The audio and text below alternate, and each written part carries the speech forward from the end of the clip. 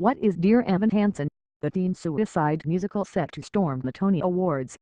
Most people are smart enough to gauge how welcome teen suicide can be as an artistic subject matter. Taken seriously, it can be acclaimed, if controversial, as proven by Netflix's 13 Reasons Why.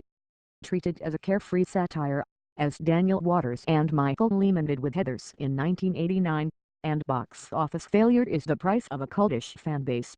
In short, there is little room for irreverence. But what about taking teen suicide as something potentially life-affirming, and even going so far as to make it a musical? Dear Evan Hansen has taken these theoretically calamitous creative choices and been rewarded with 9 nominations and by far the greatest word of mouth ahead of the 71st Tony Awards on Sunday night. As Broadway awaits the ceremony, here is Dear Evan Hansen's story so far. What's it about? Evan Hansen's life could be better. His extreme social anxiety permeates a high school career, low in friends and high in unrequited love.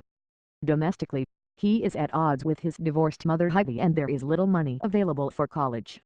To make matters worse, his arm is broken. When fellow student Connor Murphy dies by suicide, it presents Hansen with a peculiar opportunity.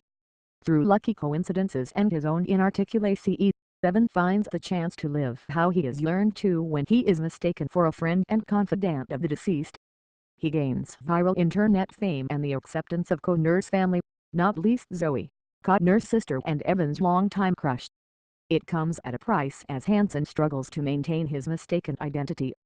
Who created it? The show's music and lyrics were written by Ben Possack and Justin Paul, better known as songwriter duo Possack and Paul. Before Dear Evan Hansen, they won an Oscar for writing the lyrics of La La Land's Oscar-winning song City of Stars. The idea for Dear Evan Hansen came from Possack's own high school experience.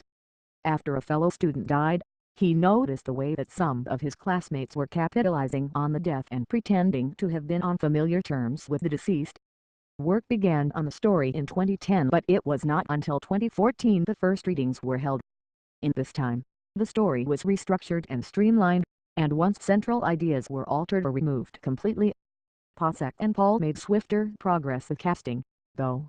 7 of the main cast members have been with the show since its 2015 premiere in Washington. London Theatre, the best plays and shows on now. What do the critics think? The New York Times review says that Dear Evan Hansen has grown in emotional potency during its progression to a Broadway run, crediting this majorly to 23-year-old actor Ben Platt's work in the title role and saying that it is not likely to be bettered soon.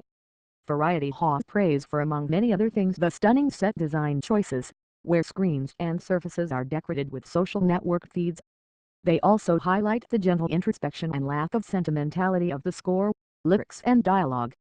The New Yorker's review gives Dear Evan Hansen more qualified praise, suggesting that the second act is formulaic and that the protagonist's darker side has space left to explore. However, these flaws are a smudge more than a true diminishment of the musical.